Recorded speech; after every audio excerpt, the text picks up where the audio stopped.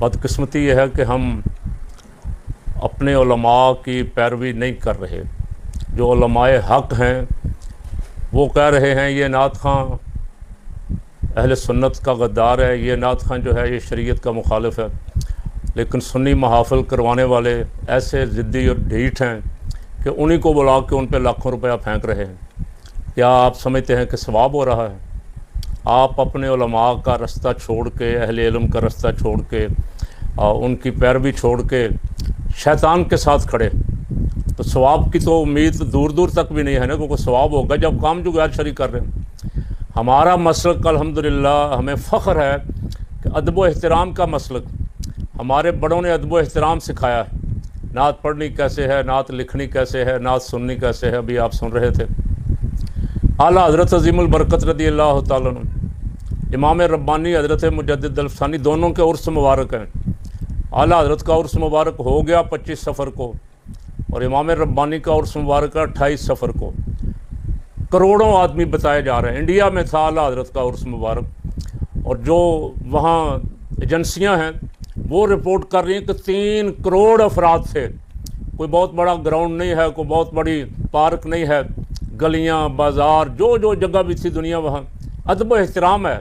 इतने बड़े इज्तिमा में नात पढ़ी जा रही है, सुनने का लुत्फ़ आता है। कोई गैर शरी ऐसा शेर तो दरकिनार कोई इशारा भी नहीं कर सकता, इसलिए कि आला हज़रत ने सबक ये दिया। अब हमारे स्टेज पे खड़े होकर हमारे मसलक की धज्जियाँ उड़ाए नात खां और हम ऊपर से पैसे फेंकें, तो ये काबिल गौर है। ये मैं उन तमाम हज़रात से कह रहा हूँ जो महाफिल करवाते हैं कि वो इससे बचें। दूसरी बात मैं हुकूमत से कह रहा हूँ, हाफिज़ साहब ने इशारा कर दिया उस तरफ। हुकूमत हर साल करती है ऐसा, ईद के मौके पे, 12 रबीउल अव्वल के मौके पे कैदियों की कैद में कुछ छूट दे दी, कुछ 2 महीने की, कुछ 3 महीने की, जिनके रह गए होते हैं वो रिहा हो जाते हैं। तो मैं उनसे मुतालबा कर रहा हूँ कि मुल्क में खलफशार, सियासी खलफशार इस हद तक बढ़ गया है कि हर बंदा दूसरे पे इल्ज़ाम लगा रहा है कि ये मुल्क में ख़राबी का ज़िम्मेदार है। अपोजिशन हुकूमत पे, हुकूमत अपोजिशन पे। तो हुक्मरानों से कह रहा हूँ, अल्लाह ने तुम्हें इख्तियार दिया है, ये आर्जी है, चंद दिन बाद ये नहीं होगा।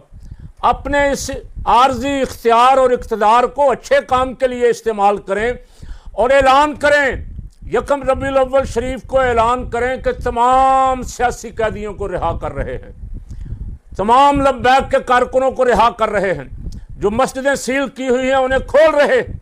मस्जिदें आप सील किए रखें, ना हक मजलूम कैदी जो हैं उनको जेलों में बंद करके 10-10, 20-20 साल की सजाएं दे रहे हों, और 21 तोपों की सलामी दे के आप समझें कि हजूर हमसे खुश हो रहे। हजूर का अगर एक उम्मती भी तकलीफ़ में है तो रसूल पाक सल्लल्लाहु अलैहि वसल्लम उस तकलीफ़ देने वाले से कभी खुश नहीं हो सकते।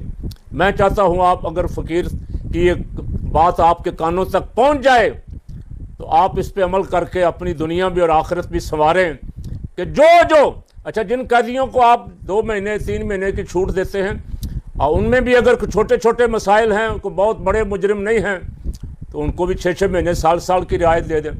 बहुत सारे कैदी ऐसे हैं मैंने जेल में रह के देखा, वो इस वजह से कैद में है कि उनके पीछे कोई नहीं आने वाला, ना उनको कोई मिलने आने वाला है, ना उनका कोई केस लड़ने वाला है, ना उन पे कोई खर्च करने वाला है।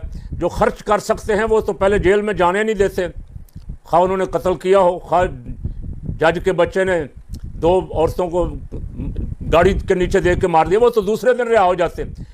गरीब और मजलूम जेलों में उनको रिहा करें, उनकी भी दुआएं लें, और सरकार सल्लल्लाहु अलैहि वसल्लम की तवज्जो रहमत भी हासिल करें।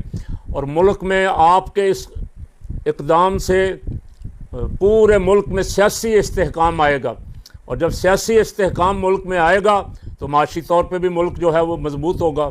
लोग जो हैं वो 12 रबीउल अव्वल शरीफ की रूह को समझेंगे कि ये पैगाम मोहब्बत का दिन है, हम एक दूसरे को तो मुबारक दे रहे हैं, दुश्मनियाँ हमारी वहीं रहें, जुल्म और ज़्यादती हमारी वहीं रहे, इख्तियार और इक़्तिदार का नाजायज़ इस्तेमाल वहीं रहे, रिश्वत का बाज़ार गर्म रहे, गरीबों का इस्तेहसाल उसी तरह होता रहे। तो आप फ़कीर की बात लिख लें, ना खुदा खुश होगा, ना अल्लाह के महबूब सल्लल्लाहु अलैहि वसल्लम खुश होंगे।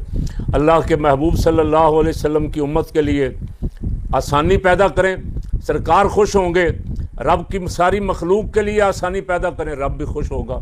अल्लाह ताला ईद मिलादुन्नबी सल्लल्लाहु अलैहि वसल्लम हमें अक़ीदत व एहतराम से, प्यार और मोहब्बत से मनाने की तौफ़ीक़ अता फ़रमाए।